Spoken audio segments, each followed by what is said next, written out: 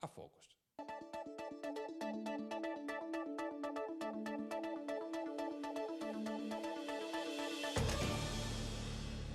Buonasera e ben trovati a Focus TG 187. Questo è il numero che conta. Sono i 187 centimetri di acqua alta che meno di 24 ore fa hanno colpito Venezia con una catastrofe di natura ambientale, meteomarina e di un coacervo di fattori che hanno contribuito a far sì che si scatenasse un disastro nel centro storico, in tutta la laguna di Venezia. Mai è stata così alta, ripetiamo, 187, 187, una questione di centimetri vuol dire molto. Se erano i 145 che erano previsti nella giornata di ieri, la situazione sarebbe stata governabile. Quei 40 centimetri più hanno fatto veramente la differenza e hanno portato il massimo dal 1966. Solo un breve filmato, questo, poi ne parliamo ancora. Io non ho mai visto una roba del genere. È tutto uno. Luci saltate, acqua ovunque. Pontili, ma sarà oltre il metro e mezzo dal livello del mare. Pazzesco. Guarda che roba. Devo cagarmi addosso, guarda, questa è da Garibaldi, ok? C'è un fiume, io non riesco ad andare avanti, con 90 kg che so, non riesco ad andare avanti, sono nascosto qua in caetta. Ma riusciamo intera! Una specie di tsunami tra le calli, sulle rive, i vaporetti stessi sulle rive. Non c'era nulla di folcloristico, nulla da ritenere exciting per i turisti. Qui stiamo parlando di una cosa che ha fatto paura ai residenti, ha fatto paura a chi ci lavora, ha fatto paura a chiunque ami Venezia. Altro piccolo immagine simbolo, questa piccola grande, questo è il Danieli che stiamo per vedere e gli alberghi, dicevamo anche oggi, cercano sempre di tenere fuori i problemi di Venezia. Qui i problemi di Venezia non vengono tenuti fuori perché con 187 centimetri sul medio mare questi sono i risultati che nulla nel territorio di Venezia piano terra praticamente si è salvato, con migliaia e migliaia di tappi dell'elettricità saltati, problemi a qualsiasi impianto elettrico, refrigerante, lavanderie, commercio, qualsiasi cosa, quella che è stata una catastrofe. Ma allora parliamo dell'altro simbolo, il simbolo, la Basilica di San Marco, e iniziamo proprio a fare il punto di lì e poi ci allarghiamo al resto della città. Noi sapevamo comunque un'acqua alta, non si temeva questa dimensione e quindi fortunatamente eravamo preparati per alcuni aspetti, con l'assistenza del Proto sempre presente qui e anche di Monsignor Pagan, che tutta la notte sono stati presenti in Basilica insieme con i nostri operai, ai quali va la nostra gratitudine perché hanno salvato dalla forza delle acque una situazione che se non fossimo stati presenti sarebbe stata molto più grave. E senta, i danni più gravi che si sente già di dire che ha subito la Basilica dopo stanotte? Ma è tutta la Basilica, cioè non c'è un fatto, un accadimento che riguarda un pezzo piuttosto che un altro. Potremmo dire la cripta che è stata inondata in maniera molto forte fino a metà della sua altezza e che quindi, ma i danni li andremo a vedere man mano che saremo all'asciutto e andremo a poter quantificare anche se in maniera superficiale, perché nella realtà il danno, una volta che viene trasferito alle pareti, le pareti lo assorbono, si vede nel tempo, anche nel medio-lungo periodo. Quindi i danni ogni volta che fanno queste alluvioni sono differiti nel tempo, no? Questo quindi quello che emerge. I danni, quali sono i danni più gravi? Tutto è un danno, dicono in Basilica. Ma quali sono i danni più gravi a Venezia? Tutto è un danno a Venezia in questo momento. E quali sono i danni più gravi in Laguna di Venezia?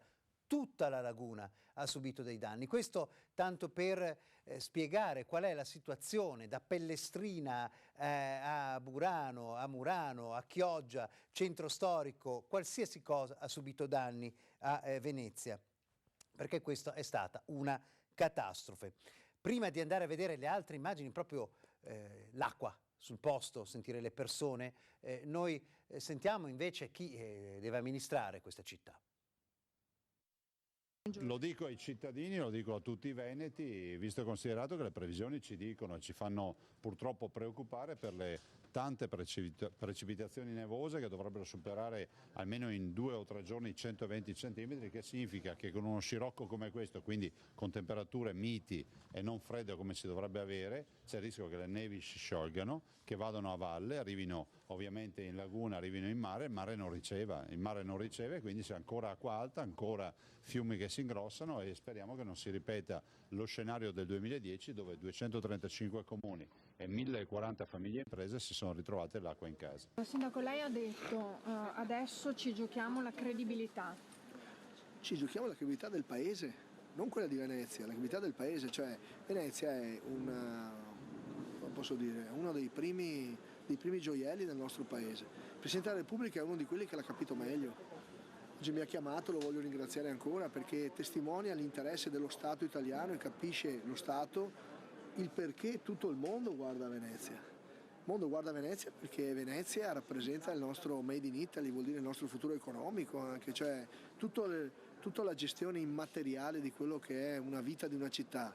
Altro non è che il risultato proprio di un Made in Italy. Ecco perché Venezia deve assolutamente partire da questa grande tragedia, perché questa è una tragedia come quella del 66, e partire da questa tragedia per unirsi. Qua il problema era che abbiamo delle barriere sulle case, sui negozi, sulle attività, sugli alberghi, su tutto quello che è la vita della città, che arriva a contenere, diciamo, un'acqua più bassa, che è sempre fastidiosa, ma tutto sommato in qualche modo la città si era un po' abituata a convivere, no, con questa cosa.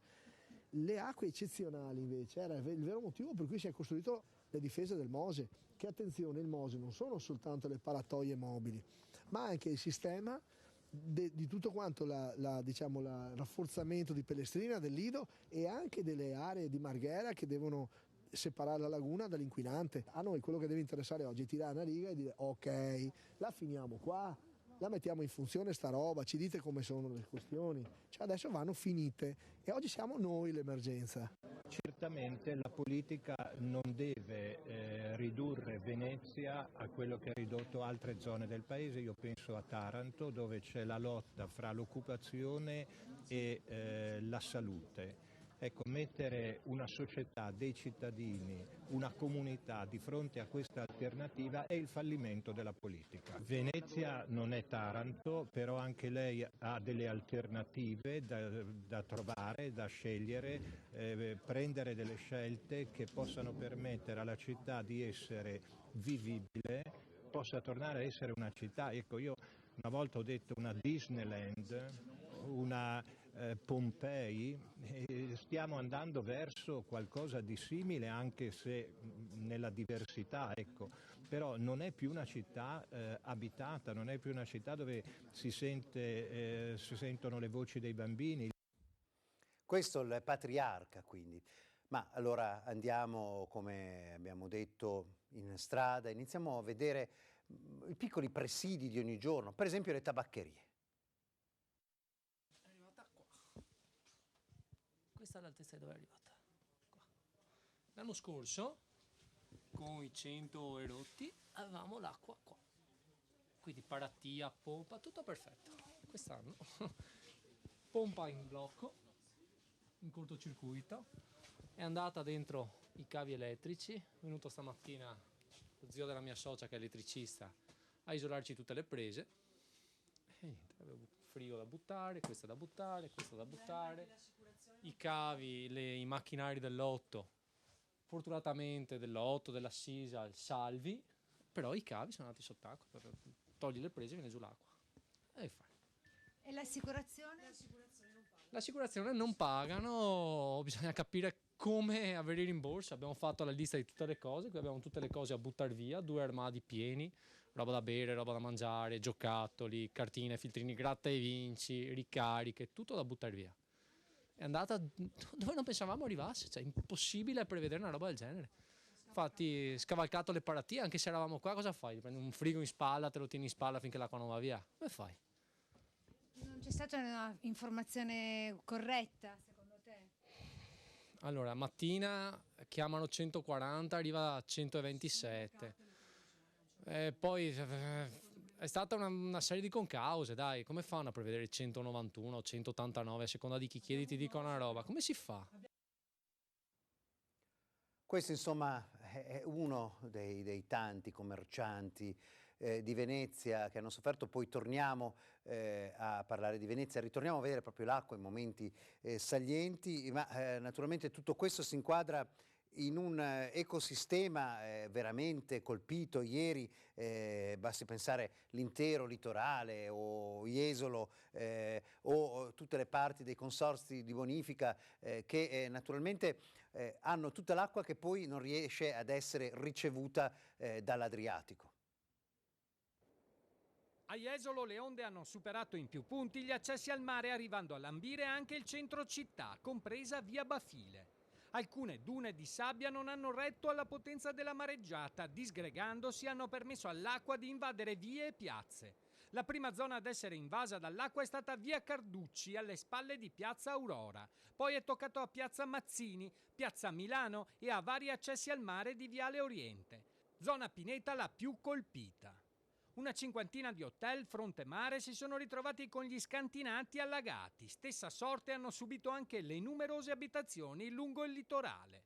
Danneggiati quasi la totalità dei chioschi, come in questo punto fra la Torre Merville e la Foce del Piave. La situazione è grave, è una situazione critica, qua ci sono gli operatori, ci sono i consorzi, ci sono quelli che buttano il cuore oltre l'ostacolo proprio per mantenere viva, soprattutto efficiente, quell'economia, quella ricchezza che è il nostro turismo, e quindi di fronte a questa situazione siamo qua alla conta dei danni e per lanciare un messaggio forte: non si può più rincorrere l'emergenza, bisogna lavorare su progetti strutturali.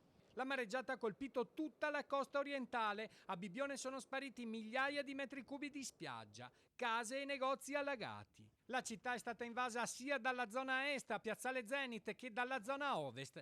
Gravi danni anche a Bibbione Pineta e nel porto Baseleghe. Acqua all'interno dei negozi e degli scantinati. Impegnati senza sosta i volontari della protezione civile nelle operazioni di svuotamento. A Eraclea la mareggiata ha eroso la spiaggia del Morto e praticamente cancellato la spiaggia davanti all'abitato, dove era appena stato ultimato il ripascimento, frutto del partenariato tra amministrazione comunale e privati. Il fiume Lemene in alcuni punti è tracimato, creando un rischio allagamento di tutti i territori compresi nei bacini di bonifica posti a nord della frazione di Ottava Presa, 2000 ettari a ovest di Caorle. A Caorle i danni maggiori li ha subiti la scogliera, con massi di dimensioni enormi spostati di decine di metri, minacciato anche il santuario della Madonna dell'Angelo. La spiaggia ha subito gravi danni. Tanta pioggia e forti raffiche di vento fino a 100 km all'ora ha fatto tracimare il Rio Interno all'ingresso della città. Danni anche a Rosolina e Isola Verde. Ormai palese che il problema della difesa delle coste e del ripascimento non è più una problematica della singola località o della singola associazione di categoria, ma deve essere affrontato in maniera organica e strutturale ad un livello più alto. Io mi auguro veramente che si riesca presto a creare una cabina di regia con il supporto, l'aiuto della Regione, che da questo punto di vista è sempre stata al nostro fianco. Dobbiamo avere la forza di andare a Roma e di portare delle istanze importanti proprio in questi giorni che si parla di legge di stabilità. Il Veneto, la prima regione turistica d'Italia, questo comparto deve avere delle risposte. Molte altre immagini, molte altre notizie da Venezia e dalla laguna dopo la pausa pubblicitaria. A Focus. Torniamo a parlare dell'acqua alta e dei suoi tanti risvolti. Naturalmente uno dei motori della città di Venezia è il turismo, è il motore. I danni agli alberghi sono stati ingentissimi.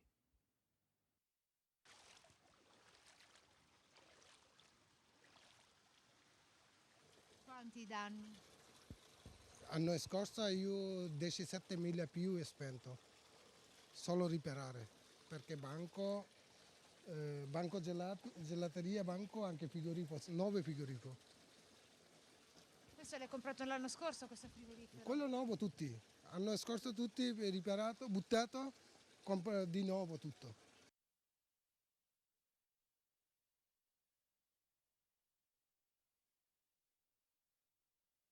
Fino a 1,70 m abbiamo retto, vedi, con l'aggiunta di questa paratia supplementare con la schiuma.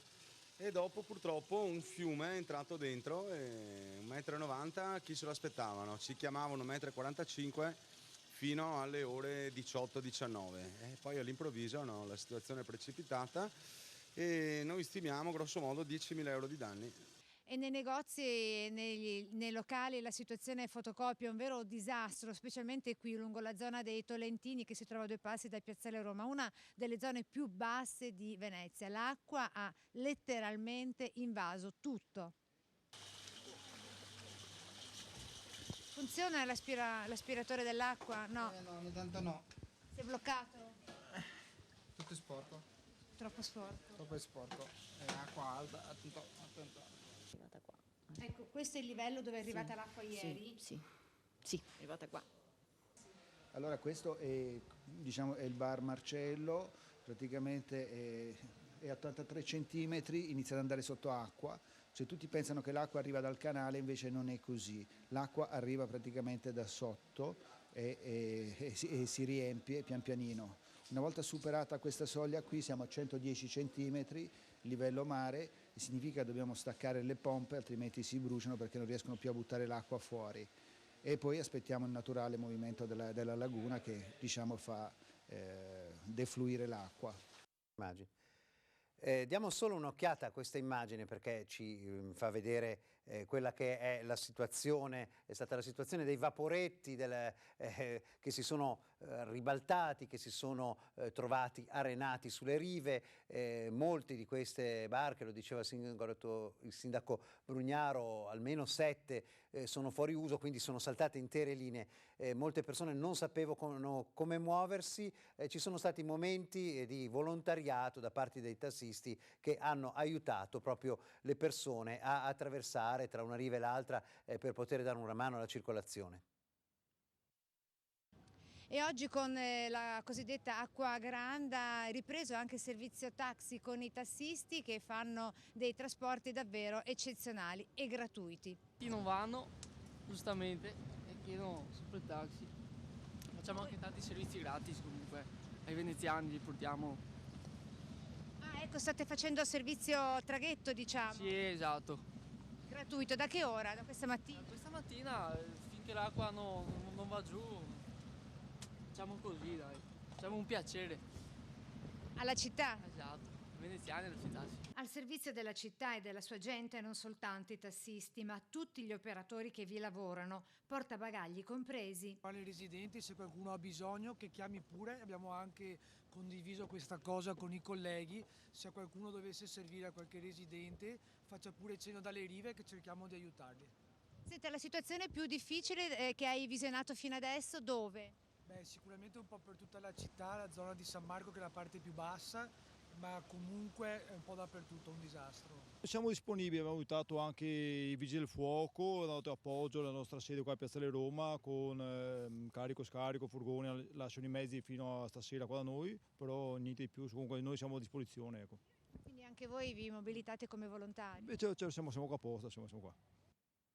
Insomma, anche questo duri banchi non si molla a Venezia, ci fermiamo per una pausa.